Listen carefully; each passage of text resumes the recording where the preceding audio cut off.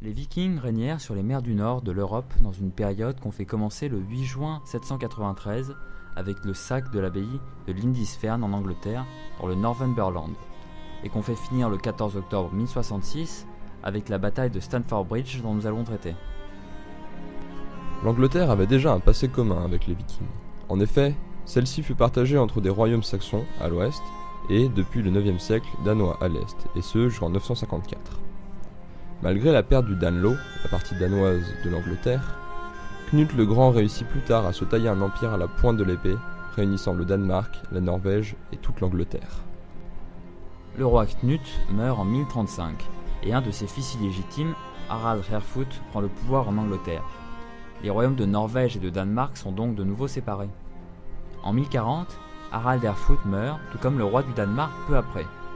Le Danemark est donc récupéré par le roi de Norvège et les nobles anglais élisent comme roi Édouard le Confesseur, descendant de l'ancienne famille royale saxonne.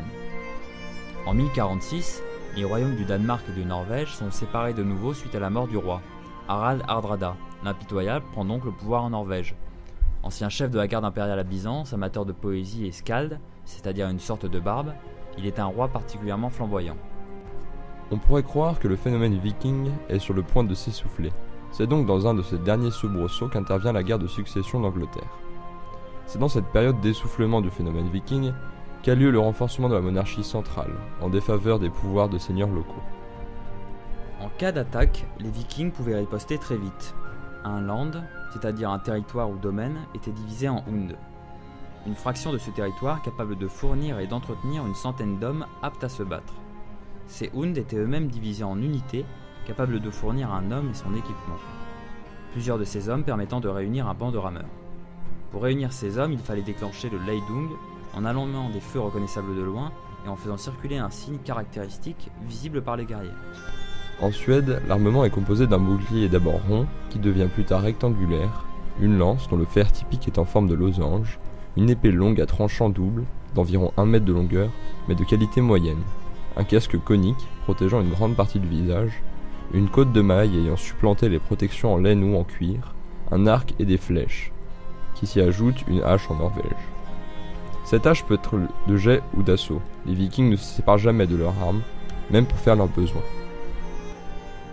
En moyenne, lors des raids, les Vikings étaient réunis à 50 par bateau dans une dizaine de ces derniers.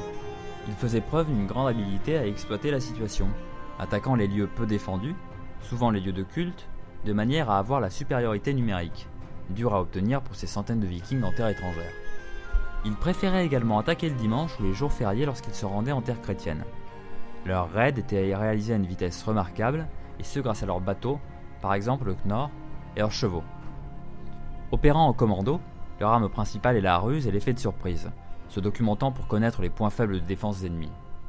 À cet effet de surprise se rajoute parfois la terreur pour les populations, occasionnant encore moins de résistance. Le butin est ensuite partagé entre les assaillants selon leur rôle et importance. Lorsque les Scandinaves attaquent des lieux se situant au sein des terres, ils utilisent les voies fluviales pour naviguer, et ont tendance à se réfugier sur des îles et îlots situés à l'embouchure de ces mêmes fleuves. Une bataille entre vikings débutait traditionnellement par une avalanche de jets de pierres, où s'ensuivait un corps à corps violent et confus. On suppose l'existence de plusieurs formations, dont une formation en V, la pointe du V étant la place du chef, ou le Gvi. Certains documents attestent également l'existence d'une réserve, d'une arrière-garde, et de pelotons d'élite mobiles pour se porter au point chaud si nécessaire. La mort du chef entraîne directement la déroute. Celui-ci est donc entouré d'un rempart de boucliers, Skjaldborg, tenu par sa garde d'élite. Les batailles navales ont également lieu entre Scandinaves, qui commencent par des jets de projectiles, non des pierres. Les bateaux sont également attachés les uns aux autres pour former une ligne qui se porte contre les adversaires. On les détache ensuite rapidement pour passer à l'abordage, ou coincer un navire ennemi auquel on met le feu. Le but suprême de l'affrontement est de réussir à abattre le mât. Le timonier est chargé de la conduite du bateau, tandis que les combattants d'élite gèrent l'attaque ou la défense. En 1066 meurt le roi Édouard le Confesseur. Harold Godwinson, son beau-frère, qui régnait sur le Wessex, devient donc le nouveau roi. Guillaume de Normandie est un Normand descendant des Vikings, bien que leur influence soit dorénavant terminée. Proche d'Édouard le Confesseur, Le trône lui avait été promis par ce dernier. Il existe donc une alliance de circonstances entre Harald et Guillaume. Réclamant le royaume, Harald Hardrada monte une imposante armée qu'il fait débarquer dans le nord-est de l'Angleterre, vers York, avec près de 300 navires et 9000 hommes. Il défait alors les seigneurs de Northumbrie et de Mercie.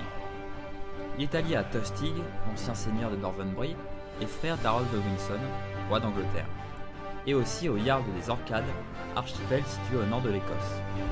Après avoir pris York fin septembre, il se dirige vers Stamford Bridge, à 20 km du point de débarquement de ses navires. Pendant ce temps, les vents sont contraires à Guillaume. Celui-ci ne pourra débarquer dans les jours prochains. L'éclair du Nord est donc persuadé d'avoir du temps devant lui, pensant à tort que Harold ne prendra pas le risque de se mettre en route pour le Nord avant que Guillaume débarque.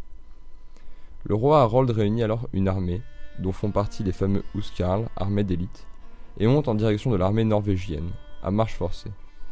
Les Norvégiens sont pourtant persuadés que le roi n'a pas bougé de Londres, mais celui-ci a parcouru 320 km en 4 jours. Les Norvégiens étaient situés à l'est de la rivière Derven sur laquelle est situé le pont.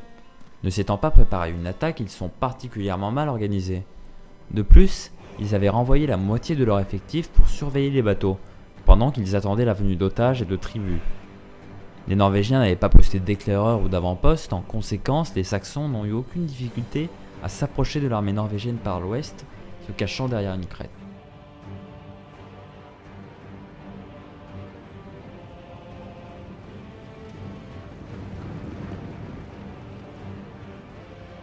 Les Saxons attaquent donc une première partie des forces ennemies isolées à l'ouest, qui se replient vers l'est. Il semblerait qu'un Norvégien se soit chargé de protéger le pont à lui seul, pour retenir l'ennemi et protéger la retraite de son corps d'armée. Il est finalement tué par la lance d'un Anglais flottant dans un baril.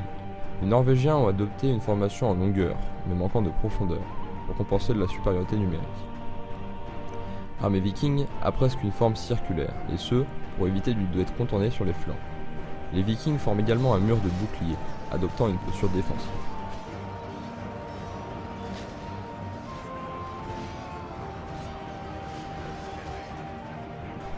Le roi Harald vit une flèche traverser la gorge dans la bataille.